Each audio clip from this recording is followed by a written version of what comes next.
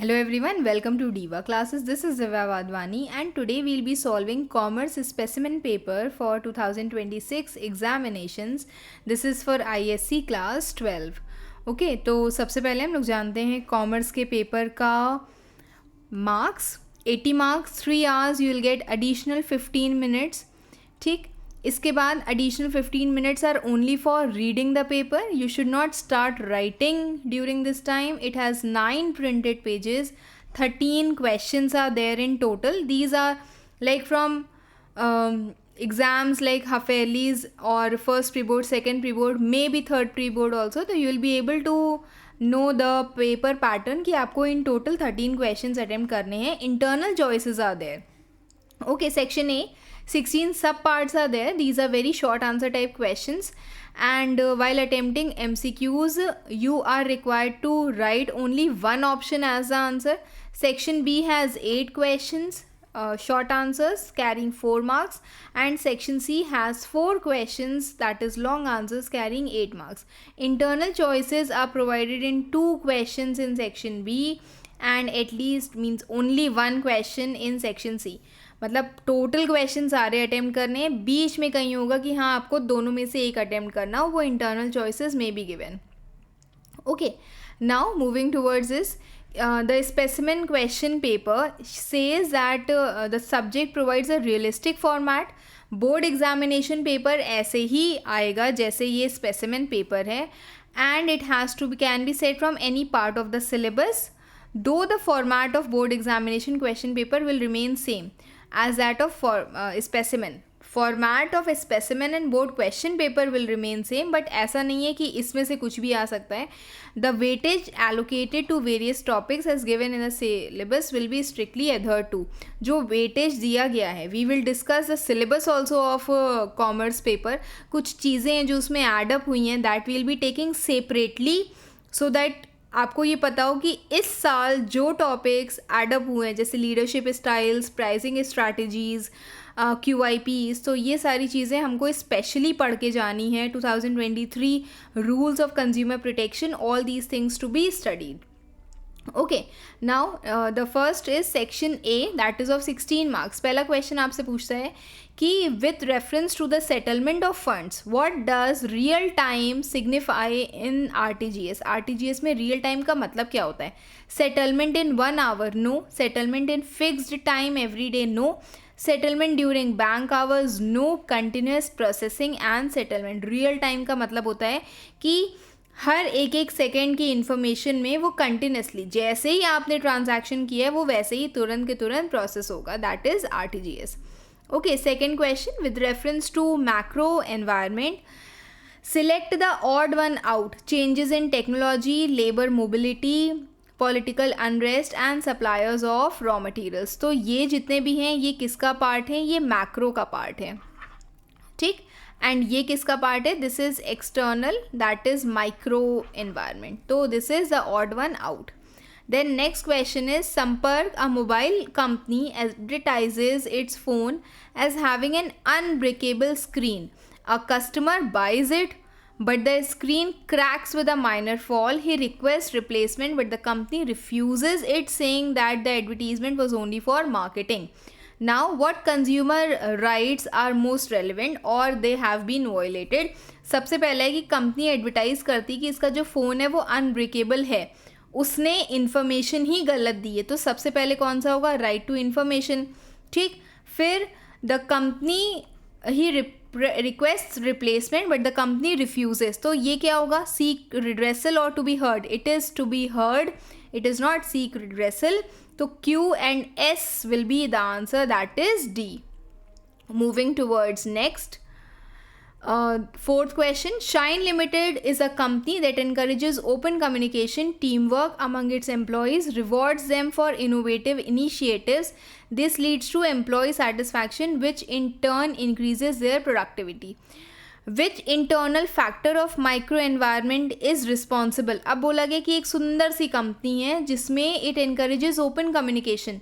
आप आपको सुन के ही मतलब अगर if you have gone through the entire book ना, if you have gone through this first chapter of business environment, आपको समझ में आ जाएगा कि वो जो कंपनी है उसका जो एक वर्किंग एनवायरनमेंट है वो बहुत अच्छा है. तो working environment is companies corporate structure, it's not financial position, marketing strategy और government regulations. Okay, next, to boost employees' performance, a manager starts a Star Employee of the Month award to give a reward to its top achievers. This results in increase in the efforts by employees and improves productivity. You have to choose a function of management और उसका element. Planning, supervision no, organising communication no, controlling leadership no, क्योंकि ये जितने भी हैं वो सब directing के ही पार्ट हैं. तो it is directing and motivation. Why? Because star employee of the month एक मोटिवेशन के तौर पर जिसको दिया जाता है, जिसे हम कहते हैं नॉन फाइनेंशियल इंसेंटिव. ठीक, तो this is directing plus motivation. Then next question, Sunrise Enterprise is a large company that groups its operations into separate product divisions like electronics, cloth, furniture. Each division, अब ये product division है तो ये कौन सा वाला पार्ट हुआ? Divisional हुआ.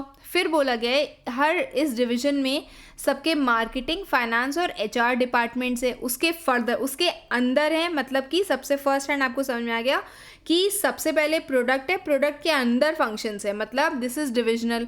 फिर बोला गया है with in the electronics a group of employees from different departments regularly interact, वो regularly interact करते हैं during breaks and help each other with work related advice. तो from different departments regularly interact during breaks.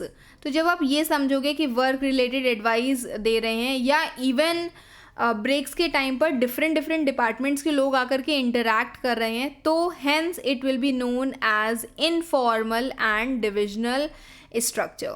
ठीक है, because कोई specific line नहीं जा रहा है, specific line of authority responsibility वो लोग नहीं फॉलो कर रहे हैं, वो डिफरेंट डिपार्टमेंट्स के हैं और लोग आपस में बातचीत कर रहे हैं. तो it will be informal and divisional structure. Next question is assertion reasoning, जिसके सबसे पहले कहता है profit through customer satisfaction is one of the primary aims of marketing.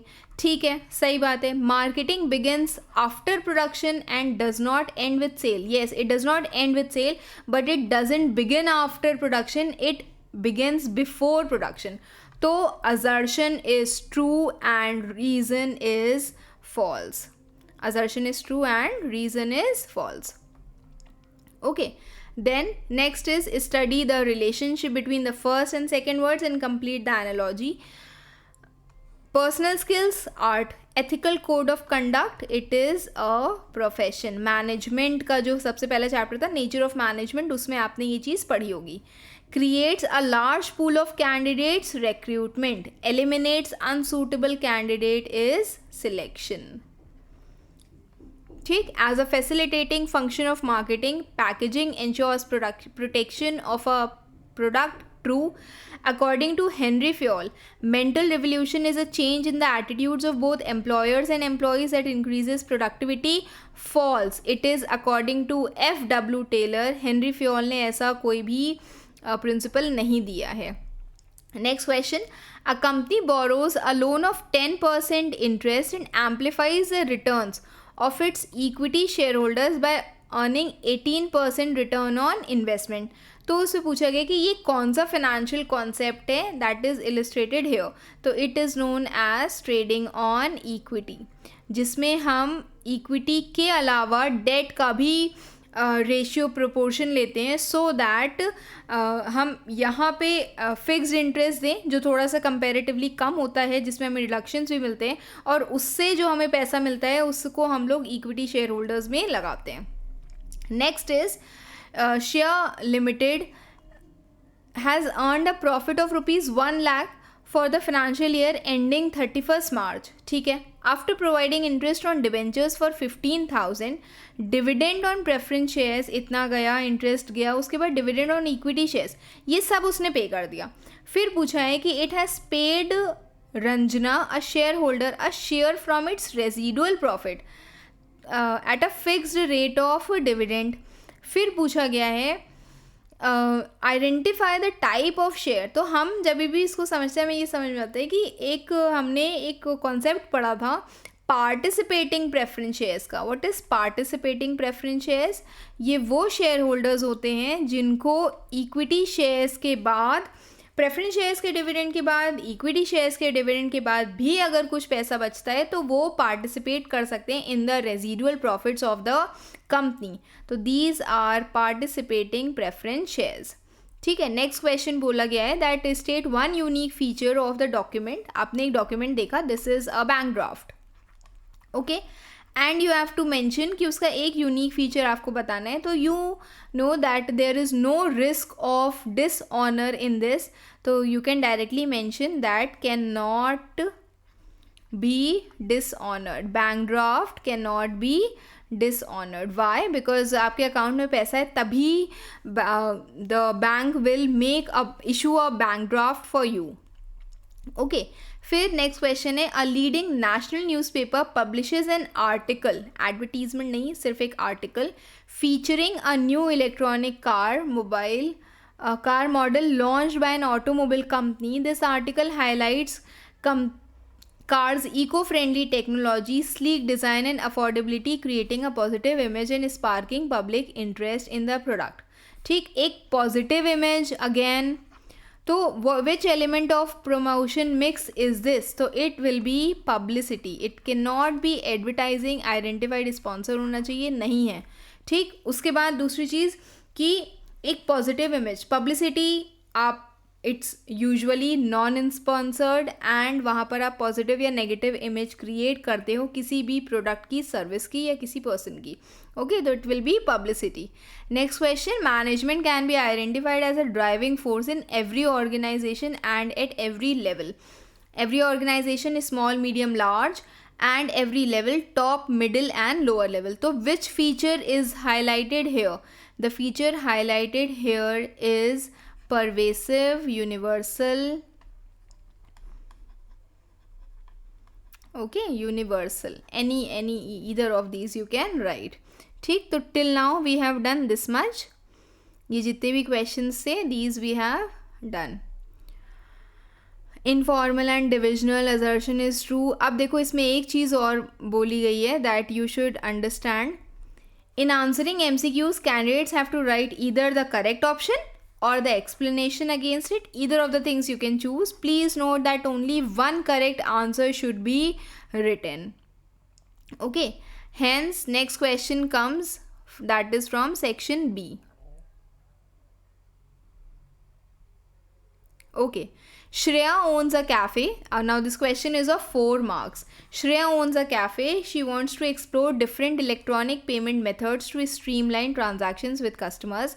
She also weighs the pros and cons of accepting debit cards and credit cards. Now you have to compare these two methods. What two methods? Debit cards and credit cards. And you have to tell a suitable method that can be taken. मतलब what Shreya can take as a method of doing payment. तो सीधे सीधे इतनी कहानी के बाद उन्होंने सिर्फ एक चीज़ पूछी है, that is the difference between 4 marks, 4 points to be written.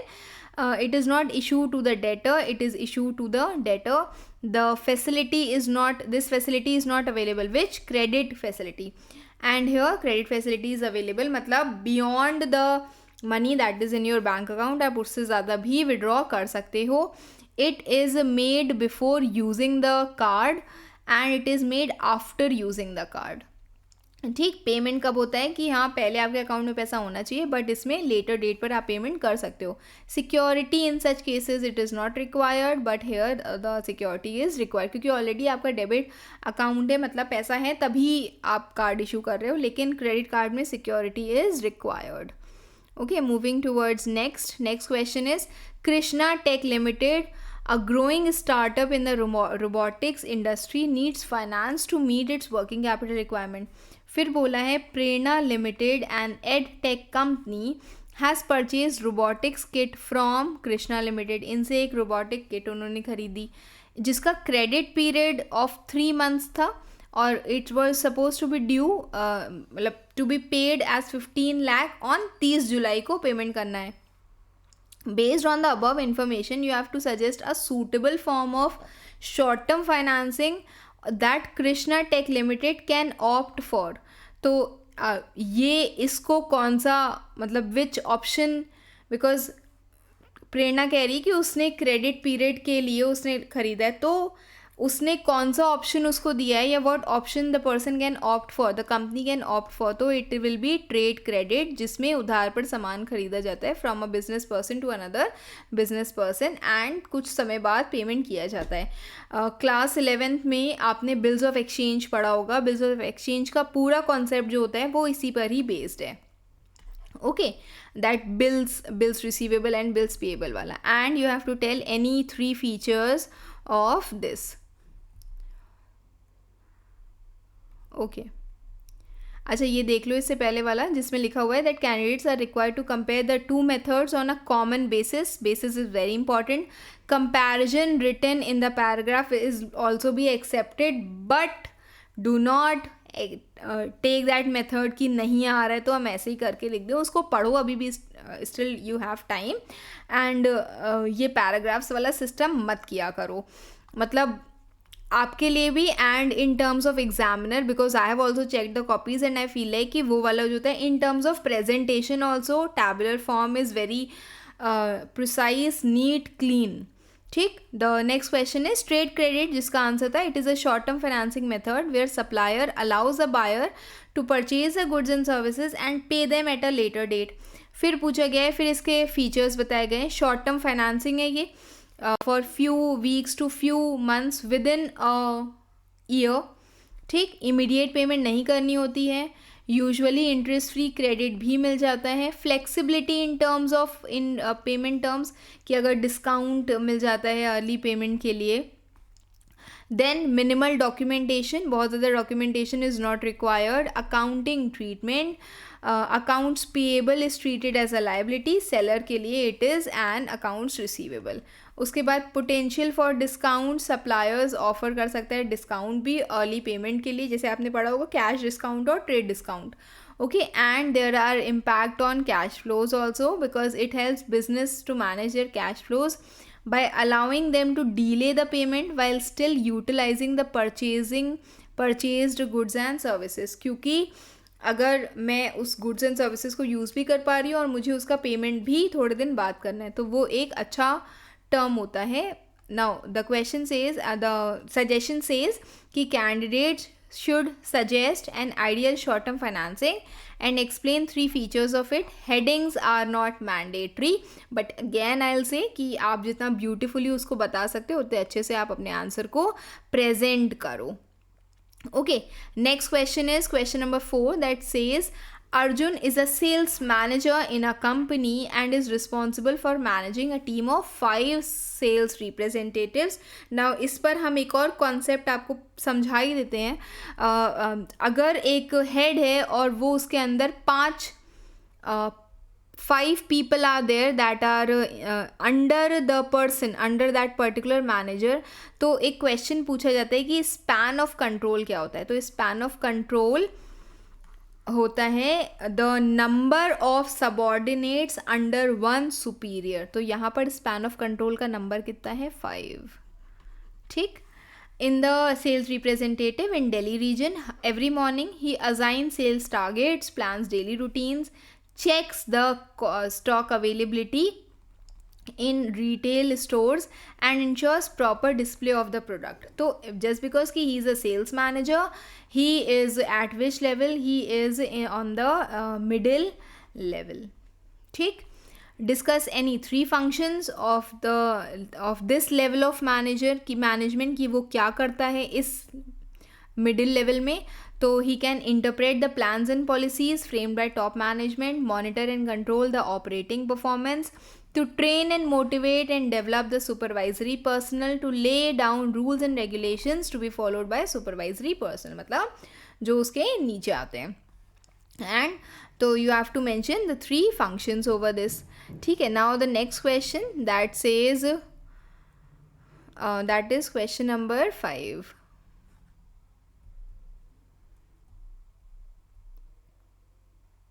Question number 5 that says कि given below is a tabular representation of a salary structure of a few employees at Horizon Limited. तो 5 employees are there, all of them are of the same designation, but उनका जो experience of years है 5 years 5 years 7 years 5 years and 6 years. अब आप देखो 5 साल दोनों को ही, एक 5 लाख एक 12 लाख, फिर एसोसिएट एक साथ 7 ईयर्स वाले को 8 लाख, मतलब 5 साल वाले को 12 लाख और 7 ईयर्स वालों को 8 लाख, 5 ईयर्स वाले को अगेन 4 लाख एंड 6 ईयर्स वाले को अगेन 9 लाख. ठीक, तो ये कौन सा यहाँ पर क्वेश्चन पूछा गया कि कौन सा प्रिंसिपल है दैट इज बीइंग वायलेटेड. तो hence it is principle of equity that is being violated here. ठीक है, और उसके बाद इसमें मतलब you have to explain it also that the worker should be treated with justice, kindness and equity. ठीक, now observe the images, both एक बहुत मेसी है, एक बहुत ज़्यादा आप देख सकते हो ऑर्गेनाइज्ड है. तो what principle of management as suggested by Henry Fayol, इतना भी दिया, सो काइंड आपको इतना भी बता दे रहे हैं कि हेनरी फ्योल के प्रिंसिपल्स देखने हैं. That is not being followed in image as suggested by, that is not being followed in image 2 नहीं, इमेज 1 नहीं, इमेज 2 में, सॉरी इमेज 1. ठीक है, इमेज 1 में कौन सा नहीं फॉलो हो रहा है, तो इट विल बी ऑर्डर. और and which kind of order is this, it is material order and you have to explain both the principles also. तो सबसे पहला है principle of equity that shows that the employee should be treated equally and respectfully. There should be no discrimination on the basis of gender, caste, position, religion. It is a combination of kindness and justice. और दूसरा है principle of order that indicates that there should be a place for everything and everything should be at its place. There is material order as well as social order. तो यहाँ पर कौन सा follow हो रहा है, material order is should be followed.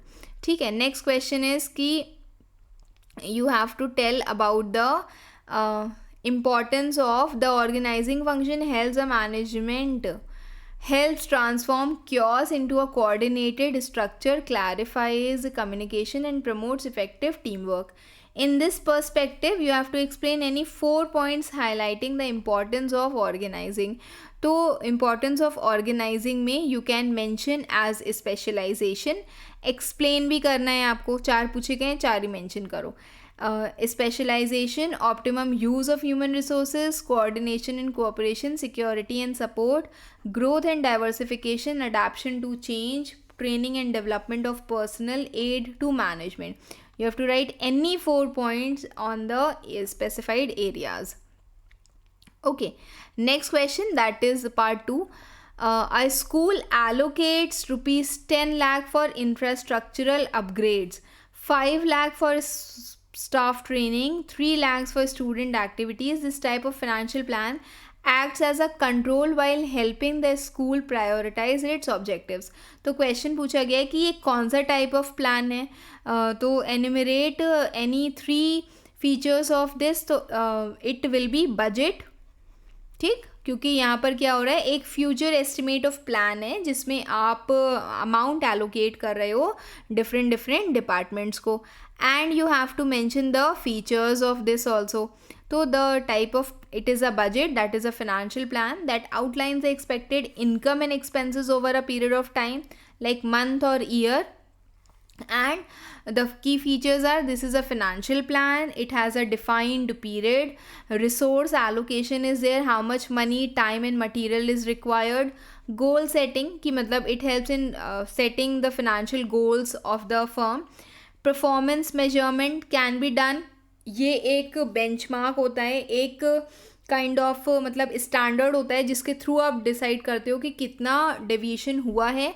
It has control and accountability. It establishes spending limit कि इतना ही पैसे में आपको काम करना है. And flexibility means these budgets should be realistic, they should also be flexible enough to accommodate unexpected changes. अगर changes हैं तो the budget should be flexible also. Okay, then next question.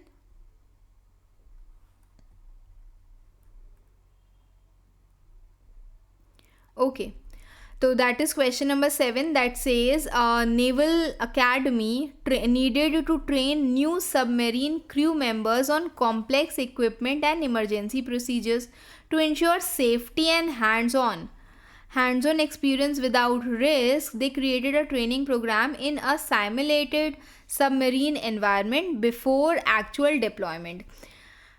पूछा गया है कौन सा मेथड यूज़ हुआ है और कौन सी टाइप ऑफ ट्रेनिंग है. तो टाइप ऑफ ट्रेनिंग तो यहाँ पर आंसर क्वेश्चन में ही दिया हुआ है, दैट इज़ सेफ्टी ट्रेनिंग. जब कभी हजार्डस टास्क है या रिस्क रिलेटेड टास्क है तो उससे बचने के लिए जो भी किया जाता है उसको समझाया जाता है. जो भी डिफ़िकल्ट टूल्स एंड इक्विपमेंट्स होते हैं उसको यूज़ किया जाता है, that is use for safety training. फिर बोला गया है कि it is a training programme that is in simulated, मतलब सबमरीन में काम करना है तो सबमरीन के जैसा ही एक पूरा स्ट्रक्चर बना करके और उसी में ही आपको काम करवाया जा रहा है प्रैक्टिस के लिए before actual deployment, and it is of the job training. Okay, of the job training किसका पार्ट है ये और कौन सी टाइप ऑफ ट्रेनिंग है, कौन सा मेथड है, it is vestibule training. Vestibule training. अब आप इसका एक बेसिक एग्जांपल ले सकते हो. एयर हॉस्टेस होते हैं, ठीक, तो या क्रू मेंबर्स भी होते हैं इवन, तो उस टाइम पर उनको कैसे एरोप्लेन में वो गए हैं तो सीधे एरोप्लेन में जा कर के नहीं बैठते, उनको पहले उसी के जैसा ही एक स्ट्रक्चर होता है एरोप्लेन जैसा और उसमें उनको प्रैक्टिस करवाई जाती है, दैट इज़ वेस्टिब्यूल ट्रेनिंग. ठीक है, तो इसी का ही एक देखो यहाँ पर the answer mentioned is on the job training. Vestibule of the job training होती है. I object this answer here. ठीक, तो it is of the job training vestibule method where employees learn job specific skills in a simulated work environment. simulated actual के जैसा ही, that closely mirrors actual workplace. अभी आप actual work place पे गए नहीं हो, उसके जैसे एनवायरनमेंट में सीख रहे हो जहाँ पर आप इक्विपमेंट की और मशीनरी की यूसेज करना समझते हो इन अ कंट्रोल सेटिंग. और ये कौन सी टाइप ऑफ ट्रेनिंग है, it is training that is given to use machinery and equipment and safety devices while doing work. तो it helps in minimising accidents and damage. ठीक, तो ये सारी चीज़ें आपको इसमें मेंशन करनी है. नेक्स्ट क्वेश्चन पूछा गया है इसमें, that a company producing weight loss pills hires a celebrity, जिसको हम एंडोर्सर भी बोलेंगे, to promote the product. This advertisement claims rapid weight loss without mentioning the need for balanced diet and regular physical activity. It also does not disclose the potential side effects and risk associated with the pill. जैसे ही आता है disclose, does not disclose, तो आपको एक चीज़ समझ में आ जानी चाहिए कि ये अच्छा ये कौन सा वाला है, ये right to information है. ठीक, उसके बाद है अगर कुछ हो जाएगा तो फिर right to safety बन जाएगा. Specify the provisions of Consumer Protection Act that protects the consumers if the claims provided in the above case are found to be false. एक चीज़ समझो कि एक एडवर्टीजमेंट है, तो एडवर्टीजमेंट के लिए कंज्यूमर प्रोटेक्शन एक्ट का अमेंडमेंट 2023 अमेंडमेंट आपसे कुछ बातें कहता है, that is added up in this, जिसमें सेक्शन 89 में कुछ अमेंडमेंट हुए थे कंज्यूमर प्रोटेक्शन एक्ट के, that we will study right now. देखो इसमें सबसे पहली चीज़ क्या बोली गई है, ये वाला पार्ट जो है वो अमेंड नहीं हुआ है, ये पहले का ही है 2019 वाला ही है, और उसके बाद वाला चेंज हुआ है. ठीक है, फर्स्ट है कि कंज्यूमर प्रोटेक्शन एक्ट आपसे ये कहता है कि अगर कोई सेलिब्रिटी है फ्रॉम एंडोर्सिंग मीन्स जब वो कोई भी प्रोडक्ट को प्रेजेंट कर रहा है टीवी पे और समवेयर, तो अगर वो मिसलीडिंग एडवर्टीजमेंट है जो एक्चुअल में नहीं होता है बट वो ऐसे बता रहा है कि हाँ सुंदर बाल हो जाएंगे आपके या वेट लॉस हो जाएगा, तो the person will be prohibited to present that particular advertisement or that particular product for a period of 1 year. और फिर भी अगर वो ऐसा करता है, subsequent offense होती है, then the prohibition period will be extended to 3 years. और कुछ exceptions हैं, अगर like will not be held अगर कोई मतलब एक्सेप्शंस हैं जिससे वो इस पेनाल्टी से बच भी सकता है, उससे कोई अभी लेना देना नहीं है, ठीक है। नेक्स्ट इज, इसमें दिस इज़ वेरी इंपॉर्टेंट, ये the amendment rule is this, actual amendment rule, जिसमें बोला गया कि एक पेनाल्टी भी लगाई जाएगी मैन्युफैक्चरर को, उस प्रोडक्ट के मैन्युफैक्चरर को या एंडोर्सर को या एडवर्टाइजिंग एजेंसी को भी, ठीक है, जिसमें that can be up to ₹10 lakh and imprisonment of 2 years for false और मिसलीडिंग एडवर्टीजमेंट। और अगर ये चीज़ कंटिन्यू होती है या फिर से होती है तो फिर वो जो 10 लाख की फ़ाइन है वो 50 लाख बन जाएगी फिर से, एंड जो इम्प्रिजनमेंट 2 साल की थी वो 5 साल की बन जाएगी। ओके, तो you have to mention the provisions correctly and you have to tell. हो सकता है कि आपसे एमसीक्यू के फॉर्म में भी ये चीज़ पूछी चली जाए।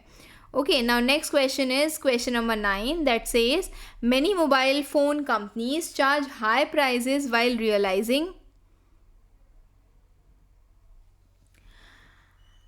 releasing a new mobile phone with cutting edge technology। तो बोला गया है कि जब कोई भी कंपनी मोबाइल फ़ोन इशू कर रही है तो वो हाई प्राइस चार्ज कर रही है। इससे क्या हो रहा है, उनको सब्सटैंशियल प्रॉफिट हो रहा है। Later when rivals create similar products, तो प्राइस जो है वो of such product is dropped to gain market value and increase sales. Other electronic products such as fridge, televisions and air conditioners are priced similarly. This is because of lot of competitive market and other brands are offering similar products. तो आपको बताना है कि कौन सी pricing strategies are use in the above case, ठीक है। तो ये आपको इसमें बताना है। अब सबसे पहली प्राइसिंग स्ट्रैटेजी जो यूज़ हुई है that is no this is price skimming, ठीक है। प्राइस स्किमिंग क्या होता है, जिसमें आप सब हाई प्राइस चार्ज करते हो। जैसे कोई भी फ़ोन का नया मॉडल लॉन्च हुआ है तो वो बहुत ही हाई प्राइस्ड होता है। आईफोन्स का एग्जांपल आप ले सकते हो। सो दैट स्किमिंग क्या होता है, आप मार्केट से पूरी वो जो होते हैं ना अर्ली यूज़र्स होते हैं जो टेक्नोलॉजी के लिए बहुत ज़्यादा ही मतलब दे आर वेरी डेडिकेटेड और इंक्लाइन टूवर्ड्स इट, कि जैसे कोई नया मॉडल आएगा हम पट से उसको परचेज़ कर लेंगे, तो वो प्राइस स्किमिंग टेक्नोलॉजी होता है। दूसरा इसमें जो दूसरी जो प्राइसिंग स्ट्रैटेजी यूज़ हुई है वो होती है कॉम्पिटिटिव प्राइसिंग, जिसमें कंपटीशन के अकॉर्डिंग या कॉम्पिटिटर्स से देख करके आप जो है अपने प्राइजेस को डिसाइड करते हो, कॉम्पिटिटिव प्राइसिंग, ठीक है। प्राइस स्किमिंग का एक दूसरा भी मतलब एक काइंड ऑफ एंटोनिम होता है, उसका जस्ट ऑपोजिट होता है जिसको हम पेनिट्रेशन प्राइसिंग कहते हैं। बहुत ध्यान से सुनना है। पेनिट्रेशन प्राइसिंग वो प्राइसिंग होती है जिसमें अगर आप मार्केट में कोई भी नया प्रोडक्ट लॉन्च कर रहे हो, इसमें आप हाई प्राइस रख रहे हो, उसमें आप प्रोडक्ट का प्राइस जो है वो लो रख रहे हो, ठीक है। सो दैट आप मार्केट में एक शेयर बना सको, आप उस मार्केट में एंटर कर सको, that is penetration pricing. Okay, तो here it is the 2 strategies that are used is price skimming, जिसमें कंपनी जो है वो इनिशियल जो है वो हाई प्राइस रखती है, एंड कॉम्पिटिटिव प्राइसिंग में when commonly used for businessmen when there are many substitutes available, और ये जनरली यूज़ होती है once the price of a product has reached the level of equilibrium, मतलब इसके बाद the product in the market will have many close substitutes, ठीक है। Next question, Miss Sheena, a graduate in human relations with 10 years of experience in corporate sector, plans to set up her startup. She wants to set up soft skills training academy to train and equip fresh graduates to be industry ready. Name the type of product she is planning to offer. तो कौन सा product है, इसको हम बोलते हैं service, ठीक। Service और सॉफ्ट स्किल्स क्या होते हैं, जैसे कि critical thinking, time management, okay, strong determination, तो ये सारी होती हैं सॉफ्ट स्किल्स होती हैं। फिर इससे बताया गया कौन सा टाइप ऑफ प्रोडक्ट है, तो this type of product is service, और उसके आपको क्या बताने हैं, उसके आपको 3 features you have to tell. तो features of service are intangibility, ठीक, you can not see the particular product but yes you can feel it. फिर इंटैंजिबिलिटी होता है, इनसेपरेबिलिटी होता है, सर्विस प्रोवाइडर और सर्विस को आप अलग अलग नहीं कर सकते हो। हेट्रोजेनिटी, हर पर्सन सर्विस जो है अलग अलग तरीके से बेस्ड है. कॉमर्स आप कई जगहों से पढ़ते होगे, but I deliver you different lectures and the other person delivers different lectures. ठीक, दोनों अलग अलग हैं. फिर perishability, it can not be stored और इन्वेंट्रीड. अगर एक सेशन गया तो वो गया, अगर वो मतलब अटेंड नहीं होता है तो वो चला जाता है. ठीक, फिर उसके बाद है human involvement is there. Training is heavily dependent on human skills, personality and communication. Okay, तो candidates are required to explain these points. Then next question, that is section C, जिसमें 10, 11, 12 एंड 13 4 क्वेश्चंस आते हैं. सबसे पहला है business organisation एक technique use करता है to diagnose and analyse analyse their respective micro and macro environment. आपको वो टेक्निक बतानी है. तो that technique is SWOT analysis. That is strength, weaknesses, opportunities and threats. ठीक, स्ट्रेंथ और वीकनेसेस इंटरनल होती हैं या इनहेरेंट होती हैं. अपॉर्चुनिटीज़ और थ्रेट्स जो होते हैं वो आउटसाइड होते हैं. Strength positive, opportunity positive, weakness negative और थ्रेट ऑल्सो नेगेटिव. फिर इसमें होता है कि कई बार बच्चे गलती करते हैं, वो क्या लिख देते हैं उसमें, एनवायरमेंटल स्कैनिंग लिख देते हैं. एनवायरमेंटल स्कैनिंग एक प्रोसेस होता है जिसके थ्रू आप माइक्रो और मैक्रो एनवायरनमेंट को एनालाइज करते हो. ओके, और सॉर्ट एक टेक्निक है. Environmental scanning is not the technique, it is a process. Technique क्या है, सॉर्ट एनालिसिस है. ठीक, तो इसमें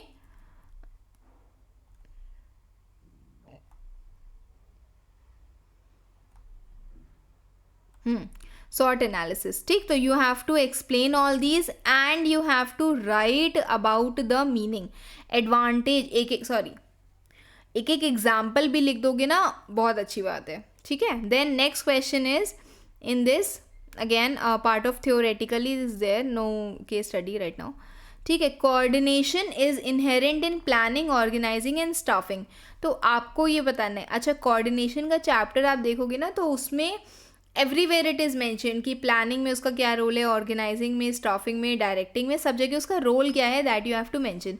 तो आपको 3 रीजंस बताने हैं कि इसमें हाउ कोऑर्डिनेशन इज़ इम्पॉर्टेंट और इट इज़ असेंस. ठीक, तो क्वेश्चन बोला गया प्लानिंग में सबसे पहले कैसे, it is required to मतलब maintain the coordination between master plan and the plans of different departments. Organizing के time पर coordination between authority and the responsibility, and staffing के time पर coordination is achieved by placing the right person at the right job. ठीक. Then next question is Miss Surbhi wants to invest 2 lakh in a debt security for 10 years long term. ठीक, प्रायोरिटाइजेस safety of her investment. तो safety ज़्यादा किस में होती है, equity में कि डेट में. तो इट इज़ ऑन डेट, या फिर आप डिबेंचर्स का भी नाम ले सकते हो इसमें. Which debt security the person would you recommend, तो it will be debentures. Okay, and you have to tell 4 features of it. और उसके बाद next is 3 features of IMPS also. So here we will move towards the solution.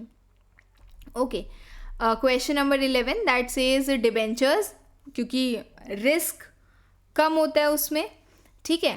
Acknowledgement of debit और borrowed funds होते हैं. It is a specified amount of loan at a rate, charge against profits, it has no voting rights, no participation in the management. Investment can be paid back before equity and preference shares, and they generally involve a charge on the asset that is usually redeemable. मतलब अगर आपने मुझे मेरा पैसा नहीं दिया तो मैं आपका asset उठा के ले जाऊंगी.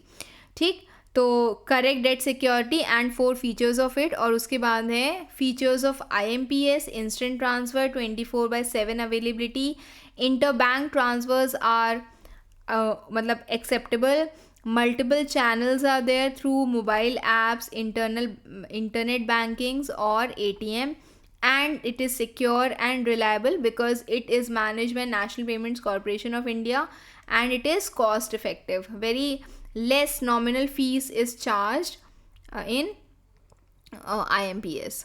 ठीक है. नेक्स्ट क्वेश्चन इज कि अब या तो वो दोनों कर दो या तो फिर इंटरनल चॉइस में ऊपर वाले नीचे वाले कर दो. The statement says that companies which follow a liberal dividend policy may not benefit from self financing. Self financing किसको बोलते हैं हम? रिटेन अर्निंग्स को बोलते हैं, या फिर जिसमें आप कंपनी अपना कुछ पार्ट ऑफ नेट प्रॉफिट जो है वो सेट असाइड करके रख लेती है, जिसको वो डिविडेंड के तौर पर नहीं देती है.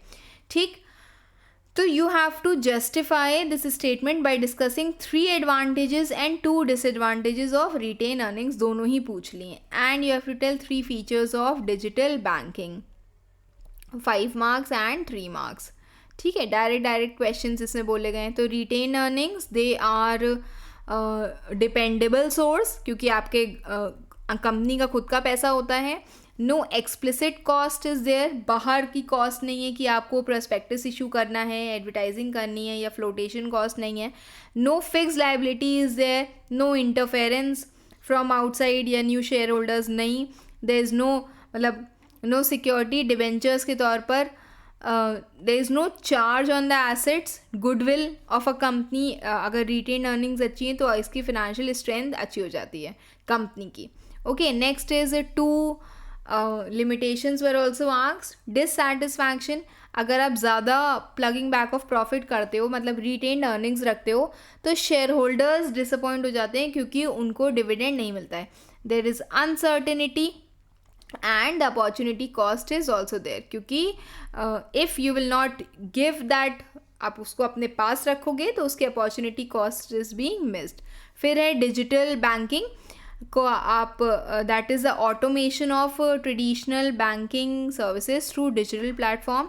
It is 24/7. It has enabled a new dimension जिसमें UPI ई वॉलेट्स आते हैं, कॉन्टैक्टलेस और कैशलेस पेमेंट है, and transactions are swift in time of pandemic. Okay, next question पूछा गया इसमें, explain briefly physical distribution. Okay, and with any 3 of its key elements. इसके 4 key elements से, what were the 4 key elements? Transportation, warehousing, then inventory and order processing. तो इसमें पूछा गया है कि आपको फिजिकल डिस्ट्रीब्यूशन बताना है और उसके एलिमेंट्स बताने हैं. ठीक, then next question is the types of market on the basis of subject of exchange. मतलब स्पेसिफिक बेसिस भी आपसे. नाउ यू कैन सी कि हाउ मतलब एकदम keenly the questions are being asked, एकदम ही बाइफरकेटेड कि बिल्कुल यही स्पेसिफाइड चीज़. सीधे टाइप्स ऑफ मार्केट नहीं पूछा कि कोई भी टाइप ऑफ मार्केट आप इसे बता दो. दे हैव स्पेसिफाइड कि यही बेसिस का आपको टाइप्स ऑफ मार्केट बताना है. तो you have to be very particular in studying the subject. Okay, now question number 12 that says कि फिजिकल डिस्ट्रीब्यूशन, जिसमें सारी एक्टिविटीज़ आती हैं जिसके through the goods are physically moving from manufacturer to the end consumer. फिर key elements इसके कौन से? Transportation, warehousing, inventory management and order processing. And then the types of market on the basis of subject of exchange, capital market, money market and commodity market. अब आता है the last question of a specimen paper, that is a case based question, क्योंकि last question हमेशा वो बड़ी सी case study दे देते हैं. Question says that XYZ company has plan to increase its profit margin. एक बार आप ऐसे भी कर सकते हो कि आप देख लो कि अच्छा कंट्रोलिंग रिलेटेड क्वेश्चन है, अब हम इसको उस सेंस में पढ़ेंगे. ठीक है, तो उन्होंने क्या किया, प्लान किया कि जो प्रॉफिट मार्जिन है उसको they will increase it by 30%. तो यहाँ पर उन्होंने क्या किया, उन्होंने स्टैंडर्ड्स को सेट किया, सेटिंग स्टैंडर्ड्स और इस्टेब्लिशिंग स्टैंडर्ड्स किए उन्होंने in the current financial year, but it could not achieve the set target in the first quarter due to cases of theft by employees. Board of director ने क्या किया, एक zero tolerance for theft किया. इसके लिए उन्होंने क्या किया, उन्होंने एक पॉलिसी बनाई. तो उन्होंने क्या किया, उन्होंने टेकिंग करेक्टिव एक्शंस. आप क्वेश्चन से समझ जाओगे कि आपको, if you have studied so much and you have solve so many of case studies, आप क्वेश्चन से ही समझ जाओगे कि अगर कंट्रोलिंग है तो ये मुझसे पूछना क्या चाह रहा है. ओके, बिकॉज अभी वी हैव नॉट डिस्कस कि क्वेश्चंस में क्या है. अभी मैंने सिर्फ इतना देखा है कि हाँ कंट्रोलिंग रिलेटेड क्वेश्चन पूछा गया है। तो इट वाज डिसाइडेड कि कंपनी क्या करेगी, वो सीसीटीवी कैमरास को इंस्टॉल करेगी। तो ये क्या है, एक मेथड है जिससे आप करेक्टिव एक्शंस ले रहे हो, आप उसको सुधार कैसे करोगे। Okay, the team of senior managers communicated the same to all the employees of the organization. The decisions were implemented and the instructions were given to the concerned departments to impose a penalty if the employee was found guilty. Human Resource Department incorporated the same in the employee handbook. ठीक, तो अब इसमें बोला गया है कि you have to tell, कुछ steps हैं कंट्रोलिंग में जो इसमें दिए गए हैं, discuss any two of them. तो यहाँ पर हमने दो ले लिए, सेटिंग स्टैंडर्ड्स जहाँ पर आप स्टैंडर्ड बना रहे हो और करेक्टिव एक्शंस ले रहे हो। You have to tell two objectives of communication and the importance of controlling by giving 4 points of this. ठीक, तो स्टेप्स ऑफ कंट्रोलिंग जो इसमें यूज़ हुए हैं, that is first one is establishment of standards and second is taking corrective actions. फिर objectives of communication, implementing decisions, carry out change, secure feedback, educate employees and motivate employees. You can write any two of them to be mention, not explained. जितना पूछा है उतना ही mention करना है। Importance of controlling, that it helps in achieving organizational objectives. Everything helps in, all the functions help in achieving organizational objectives. Optimum utilization of resources, decentralizes authority and establishes a democratic work environment. It is an effective means of coordination, boosts morale, simplifies supervision, better planning and coping with change. ठीक, तो I hope this much you are able to understand कि specimen of 2026 अगर concept आपके clear हैं तो this paper is very easy for you. I hope you have understood this. We will be doing more soon. Keep preparing. Best wishes. Thank you.